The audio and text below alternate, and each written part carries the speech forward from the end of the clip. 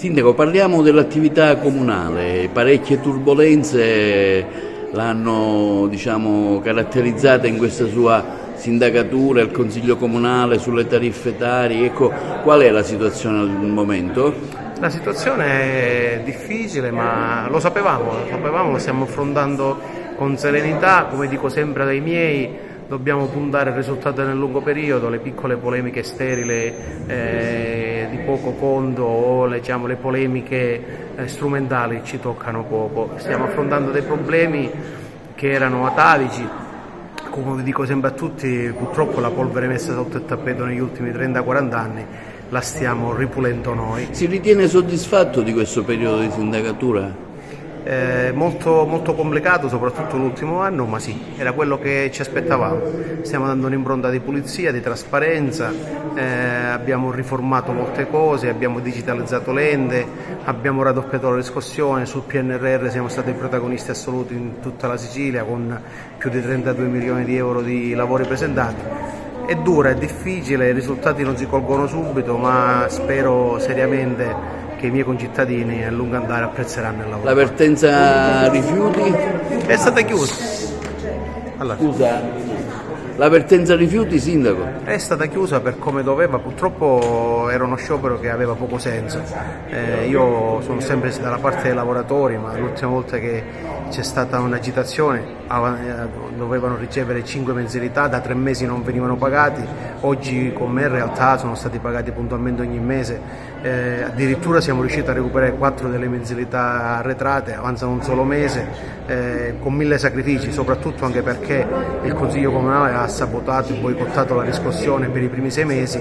Siamo comunque riusciti ad onorare le fatture, quindi voglio dire, un lavoro enorme che è stato fatto. Lo sciopero, ahimè, non aveva senso e poi alla fine ha portato ad essere... Ma lei si sente osteggiato dal Consiglio Comunale? No, ma è normale, voglio dire, purtroppo avendo solo 3 consiglieri comunali su 24 era normale che doveva crearsi questo clima. La cosa positiva è che molti consiglieri comunali d'opposizione iniziano a capire che l'opposizione, l'ostruzionismo che va contro il sindaco ma che colpisce la città ha poco senso. Diciamo che gli estremisti sono rimasti in pochi. Lei è un sindaco di sinistra, dove va la sinistra per ora in un momento in cui vediamo che il centrodestra, in particolare Fratelli d'Italia, continua sempre ad aumentare il consenso? Perché non c'è consenso verso la sinistra? Vedete, io dico sempre che purtroppo un certo tipo di sinistra ha dimenticato quelle che sono le fasce più bisognose.